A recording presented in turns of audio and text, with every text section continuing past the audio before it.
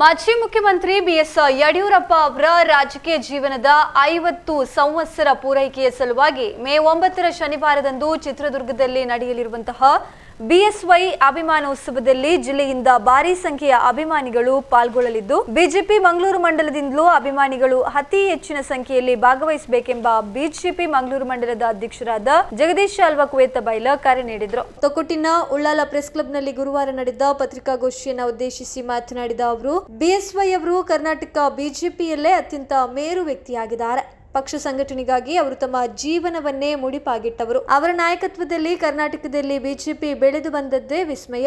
ಪಕ್ಷವನ್ನ ಅಧಿಕಾರಕ್ಕೆ ತಂದದ್ದಲ್ಲದೆ ಅನೇಕ ಜನಪರ ಯೋಜನೆಗಳನ್ನ ಕೊಟ್ಟ ಕೀರ್ತಿ ಯಡಿಯೂರಪ್ಪಗೆ ಸಲ್ತದೆ. ಅವರು ರಾಜ್ಯದಲ್ಲಿ ಜಾರಿಗೊಳಿಸಿದ್ದ ಯೋಜನೆಗಳನ್ನ ಬೇರೆ ಯಾವುದೇ ಮುಖ್ಯಮಂತ್ರಿಗಳು ತರಲು ಸಾಧ್ಯ ಆಗಿಲ್ಲ. ಯಡಿಯೂರಪ್ಪರು ಜಾರಿಗೊಳಿಸಿದ ವಿವಿಧ ಯೋಜನೆಗಳ ಫಲಾನುಭವಿಗಳು ಮಂಗಳೂರು ಮಂಡಲದಲ್ಲೂ ಬಹಳಷ್ಟು ಜನ ಇದ್ದಾರೆ. ಅವರೆಲ್ಲರೂ ಮೇ 9ರಂದು ಚಿತ್ರದುರ್ಗದಲ್ಲಿ ನಡೆಯುವ ಬಿಎಸ್ವೈ ಅಭಿಮಾನೋತ್ಸವಕ್ಕೆ ಬಂದು ಯಡಿಯೂರಪ್ಪ ಅವರಿಗೆ ಕೃತಜ್ಞತೆ ಸಲ್ಲಿಸಬೇಕೆಂದು ಕರೆ ನೀಡಿದರು. ಬಿಜೆಪಿ ಜಿಲ್ಲಾ ಉಪಾಧ್ಯಕ್ಷರಾದ ಕೆ ರವೀಂದ್ರ ಶೆಟ್ಟಿ ಉಳಿದೊಟ್ಟು ಮಾತನಾಡಿ, ಯಡಿಯೂರಪ್ಪ ಅವರು ಬಿಜೆಪಿಯನ್ನ ನಗರ ಪ್ರದೇಶದಿಂದ ಗ್ರಾಮೀಣ ಪ್ರದೇಶಕ್ಕೆ ಕೊಂಡೊಯ್ದ ರೈತಾಪಿ ಮತ್ತು ಶೋಷಿತ ವರ್ಗದ ಧ್ವನಿಯಾಗಿ ಕೆಲಸ ಮಾಡಿದರು.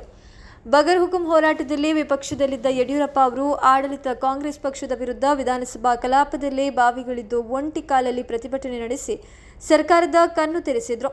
ಬಿಎಸ್ವೈ ಅವರು ಆರಂಭದಲ್ಲಿ ಏಕಾಂಗಿಯಾಗಿ ಪಕ್ಷ ಕಟ್ಟಿ ನಂತರದ ದಿನಗಳಲ್ಲಿ ಎಲ್ಲಾ ನಾಯಕರನ್ನ ಒಟ್ಟುಗೂಡಿಸಿ ರಾಜ್ಯದಲ್ಲಿ ಬಿಜೆಪಿಯನ್ನ ಸದೃಢವಾಗಿ ಕಟ್ಟಿದ ಅಜಾತಶತ್ರುವಾಗಿದ್ದಾರೆ.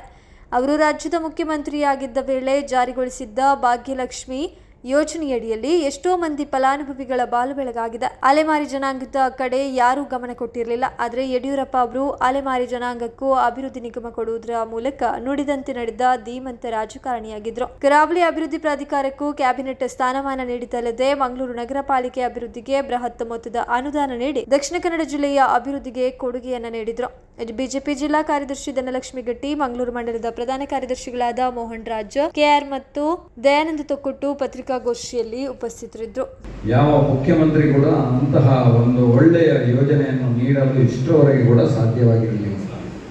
ರೈತರಿಗೆ ಬೇಕಾಗುವಂತಹ ವ್ಯವಸ್ಥೆಗಳು, ಕೈಗಾರಿಕೋದ್ಯಮಗಳಿಗೆ ಬೇಕಾಗುವಂತಹ ವ್ಯವಸ್ಥೆಗಳು, ಬಡವರಿಗೆ ಬೇಕಾಗಿರುವಂತಹ ವ್ಯವಸ್ಥೆಗಳಾಗಿರ್ಬೋದು, ಅಥವಾ ಯಾವುದೇ ಜಾತಿ ಮತ ಭೇದ ಇಲ್ಲದೆ ಪ್ರತಿಯೊಬ್ಬ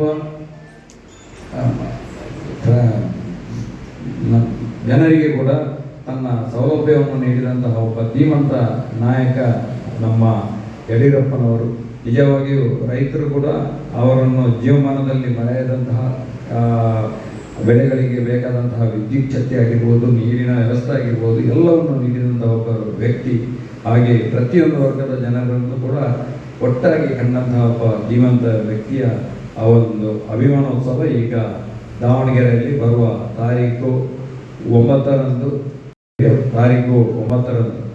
ಈ ಕಾರ್ಯಕ್ರಮಕ್ಕೆ ಎಲ್ಲರೂ ತಮ್ಮ ಈ ಮಂಗಳೂರು ವಿಧಾನಸಭಾ ಕ್ಷೇತ್ರದ ಎಷ್ಟೋ ಮಂದಿ ಫಲಾನುಭವಿಗಳು ಯಡಿಯೂರಪ್ಪನವರಿಂದ ಪಡೆದುಕೊಂಡವರಿದ್ದಾರೆ. ರೈತರಾಗಿರ್ಬೋದು, ಶಿಕ್ಷಣ ಕ್ಷೇತ್ರವಾಗಿರ್ಬೋದು, ಪ್ರತಿಯೊಂದು ವಿಭಾಗದಲ್ಲೂ ಯಡಿಯೂರಪ್ಪರಿಂದ ಒಂದು ಫಲಾನುಭವಿಗಳಾದಂತಹ ಎಲ್ಲರೂ ನಾಳದು ನಡೆಯುವಂತಹ 9 ಗಂಟೆಯ 9 ತಾರೀಕಿಗೆ ಚಿತ್ರದುರ್ಗದಲ್ಲಿ ನಡೆಯುವಂತಹ ಅಭಿಮಾನೋತ್ಸವ ಕಾರ್ಯಕ್ರಮದಲ್ಲಿ ಭಾಗವಹಿಸಬೇಕೆಂದು ಕಳಕಳಿಯಿಂದ ವಿನಂತಿಸುತ್ತಾ, ಆ ಅಭಿಮಾನೋತ್ಸವಕ್ಕೆ ನಮ್ಮ ಕೇಂದ್ರ ಗೃಹ ಸಚಿವರಾದಂತಹ ನಮ್ಮೆಲ್ಲರ ನಾಯಕರಾದಂತಹ ಅಮಿತ್ ಶಾ ಕೂಡ ಭಾಗವಹಿಸಲಿದ್ದಾರೆ.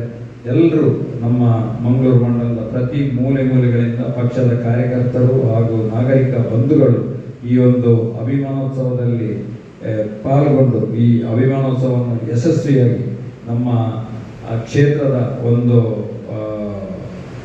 ಕೊಡುಗೆಯನ್ನು ನಮ್ಮ ಯಡಿಯೂರಪ್ಪನವರಿಗೆ ಎಲ್ಲರೂ ಹೋಗಿ ಅಲ್ಲಿ ಒಂದು ಶುಭಾಶಯ ನೀಡುವ ಮೂಲಕ ಆಚರಿಸಬೇಕೆಂದು ವಿನಂತಿಯನ್ನು ಮಾಡುತ್ತಾ, ಈ ಕಾರ್ಯಕ್ರಮಕ್ಕೆ ಪತ್ರಕರ್ತ ಬಂಧುಗಳು ಕೂಡ ನಮಗೆ ಸಹಕರಿಸಬೇಕಾಗಿ ವಿನಂತಿಸುತ್ತಾ, ಎಲ್ಲರೂ ಕೂಡ ನಾವೆಲ್ಲರೂ 9 ತಾರೀಕಿಗೆ ಚಿತ್ರದುರ್ಗ ಪತ್ರಿಕಾ ಮಾಧ್ಯಮದ ಮತ್ತು ದೃಶ್ಯ ಮಾಧ್ಯಮದ ಬಂಧುಗಳೇ, ಈಗಾಗಲೇ ನಮ್ಮ ಮಂಗಳೂರು ಮಂಡಲ ಭಾಜಪದ ಅಧ್ಯಕ್ಷರು ಜಗದೀಶ್ ಅಲ್ವಾ ಕುವೇತ ಬೈಲರವರು 9ನೇ ತಾರೀಕಿನಂದು ಚಿತ್ರದುರ್ಗದಲ್ಲಿ ನಡೆಯಲಿರತಕ್ಕಂಥ ಬಿಎಸ್ವೈ ಅಭಿಮಾನೋತ್ಸವದ ಕಾರ್ಯಕ್ರಮದ ಬಗ್ಗೆ ತಿಳಿಸಿದರು.